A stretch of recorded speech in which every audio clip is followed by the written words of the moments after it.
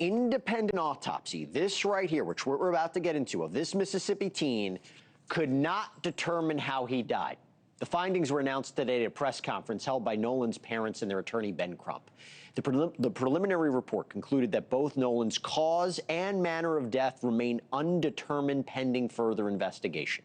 Now, Crump also said the report doesn't rule out the possibility of foul play.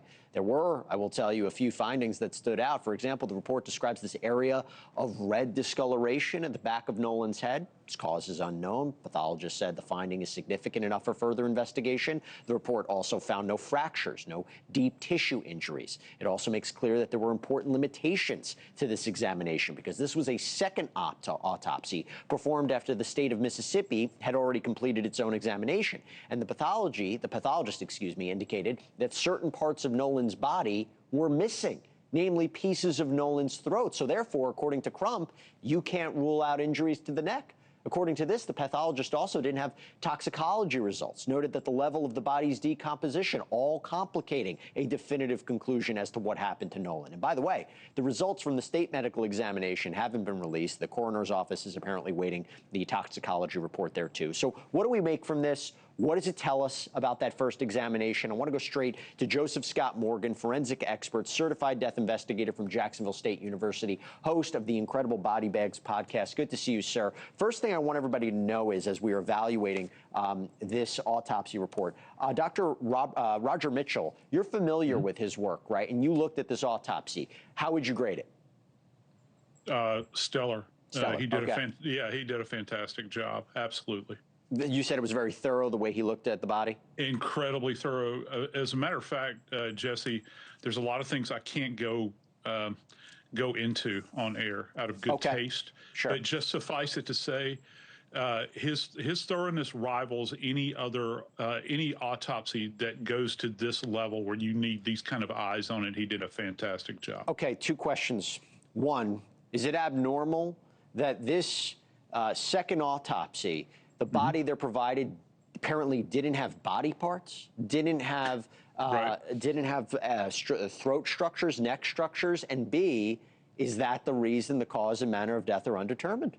No, I think it's certainly a component of it, Jesse. The body, as the doctor points out, is absent the larynx and the trachea. So you're thinking about where your voice box is, and also your windpipe, otherwise known as a windpipe. And why is this significant? It's significant because these are areas that we look for relative to trauma, right? So crushing of the larynx, any kind of what we refer to as the strap muscles that kind of lace over the neck, that would give you an indication of where somebody could have throttled or done a ligature. And most importantly, and he makes note of this in his report, and where we heard this term before, there's no hyoid. So the hyoid has been contained, or retained rather, by the Mississippi State Medical Examiner's Office there. And they're doing it, I think, probably for further consultation and perhaps from an evidentiary standpoint. Does that mean that their conclusion would be definitive? If they're looking at these specific body parts, that they can come out and say, we know what happened to Nolan, we can give you the cause and manner of death. If they're going to at least retain those body parts for a specific reason, is that something we can expect? Yeah, they're just not going to arbitrarily retain these. That's something that would have gone with the body, so they're holding on to that. And again, this is pending toxicology, so they're waiting for a combination of that. One of the problems that the second autopsy ran into is they could not assess whether or not this young man had water in his lungs, which is something that we look for in drowning. There are other areas, other things that we look for as well, but the doctor makes a specific comment on that as well. Yeah, that he couldn't directly examine the airway, lung, or stomach. I got to ask you about, this is something that's getting a lot of attention, is this red discoloration in the soft tissue at the back of Nolan's head. If I even go to the report and I go to the first page of it, they call it focal area of red discoloration in the soft tissue of the back of the head, occipital region.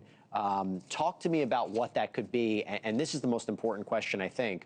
Whatever this is, this abrasion, this discoloration, potential injury, whatever, the only way it could have been inflicted is before Nolan died, meaning he had to have been alive when this happened?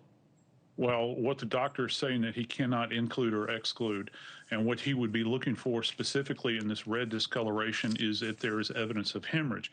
One of the problems that he's running up against here, and it makes sense, is that he's in a significant state of decomposition at this point, particularly by the time the doctor is performing the second autopsy. So that area is compromised. He does make note of that. Also, I have to make this comment, Jesse, that with red discoloration like this, sometimes this is in fact indicative of decomposition. It'll turn to a red color. So he's trying to balance this along the way. And keep in mind, he frames everything from the perspective of the fact that this is an ongoing investigation. He has reached no definitive conclusions. By the way, should the family have been allowed an independent autopsy simultaneously with the state medical examiner? I've been present for autopsies where you have other physicians in the suite as this is going on. Sometimes it can create quite a bit of havoc. I hate to talk about it, but you go back to Epstein, keep in mind, Baden was present there in the suite as a representative of Epstein's family while that autopsy was being performed, but it's really hard to work around one another. The final point about this, report found no fractures, no deep tissue injuries. As I think about what potentially happened to Nolan Wells, I'm wondering if you're dealing with a body of water, if you're dealing with potential drowning, would you ever really know whether or not this was foul play or not? How would you know if he was held down or pushed in or something happened as opposed to other kinds of circumstances? Holding down and pushing down are very difficult. Fair. However, what is critical here is that they do testing to see if he was drowned. You look in the inner ear, you look in the airway and in the lungs, and you also do diatom tests, which are looking for these little creatures at a microscopic level. I'm hoping they're doing that. And, beyond that, you're looking for specific trauma. And right now, they're not really saying anything about it. Okay, so we'll see what the results of the state medical examination are. Could be accidental, could be just a tragic accident, but we'll have to see where this goes. Joseph Scott Morgan, thank you so much for coming on and breaking it down for us. Thank you for watching. Subscribe below and download our NewsNation app right now on your phone, and you will get fact-based, unbiased news for all Americans.